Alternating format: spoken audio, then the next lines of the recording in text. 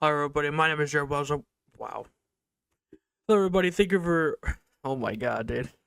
Hello, everyone. Welcome back to the channel. My name is Jared Wells, and this is a review. Uh, you've seen the title, you've seen the thumbnail, dude. Going the distance. New series I'm trying to do. Real reviews. Very excited. Very excited. Anyway, let's jump into it. We're gonna start with the story. We begin with Justin Long in his apartment and his girlfriend. She said she didn't want anything for her birthday, but she really did, so they break up. Then we see Drew Barrymore as a newspaper intern, and she goes out for a drink. Justin and Drew meet at a Caterpillar arcade machine. Turns out to be what? It turns out the guy Justin has been trying to beat at his game was actually Aaron or Drew. I would call Aaron from now on. He asked if she wants a drink. They end up at his apartment. Garrett, who is Justin, we'll call him Garrett from now on. Garrett and Aaron smoke some weed, and Dan plays some music through the wall. They have sex, and the next morning they go out to breakfast. Aaron says she doesn't look for anything serious, as is Garrett. Aaron also tells him that she has 6 weeks, and she has moved back to California for the last semester of her journalist course. I thought I was on my computer reading this. They start spending a lot of time together. They fall for each other. The end of her internship comes, and she has to leave. And Aaron thinks they should break up. Garrett follows her into the airport, and they both agree to do long distance. Bad idea, as they adjust to not seeing each other so much. Garrett, during one of his trips to see her, meets her friend Damon. Garrett's uneasy. Eventually, Aaron gets drunk with him and almost fights a guy, and is dragged out of a bar. She falls on top of him. But nothing happens. She gets up and goes home.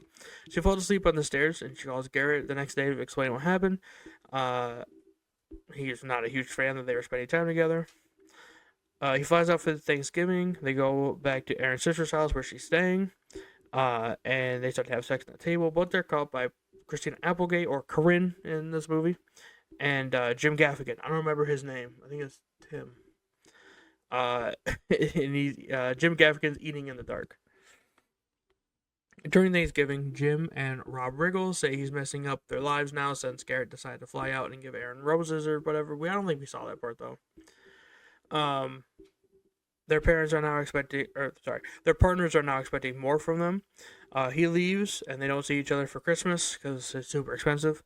So they video call more. Garrett's upset they spend more time apart, so he vents to his coworker who is also in a long distance relationship. Aaron is told by her professor that since the New York Sentinel did not hire her, he recommended her he he recommended her and some other students for a job at the San Francisco Chronicle. She gets a call from them about interviewing, which she does, and they offer her the job. She flies out to see Garrett and tells him about it, but he doesn't seem to be too into it. They go out and he gets wasted. They see his coworker. Oh, I forgot where I was. They go out. He gets wasted. They see his coworker. Aaron leaves, and they get drunk. Aaron leaves, and they get drunk with Dan. The next morning, Aaron walks into the apartment and sees the colleague, but it turns out that she slept out with Dan. Aaron walks into Garrett's room and lays next to him. They both agree they'll figure it out. Garrett calls Aaron and tells her she should move to New York. While visiting Aaron, Garrett talks to Corinne, or Christina Applegate, about what Aaron is really Garrett talks to Corinne about what Aaron is really going to give up during. Wow. Garrett talks to Corinne about what Aaron is really giving up to move to New York. They decide to break up and they part ways. We jump 6 months. Garrett sends Aaron some tickets. Wow, holy fuck, I can't talk. Garrett sends Aaron some concert tickets for a band they saw while he was visiting her in San Francisco. Her and Corinne go, and then Garrett appears. It turns out he hates his job at the record label and is now managing the band. They are based in LA, and they seemingly get back together. The movie was released on September 3rd during Labor Day weekend. Although the film was set to be released in August, Going the Distance grossed $6.8 million during the opening weekend and ranked 5th behind The American, The Last Exorcism, Machete, and Takers. It grossed $17 million in America and $24 million internationally, making $42 million altogether.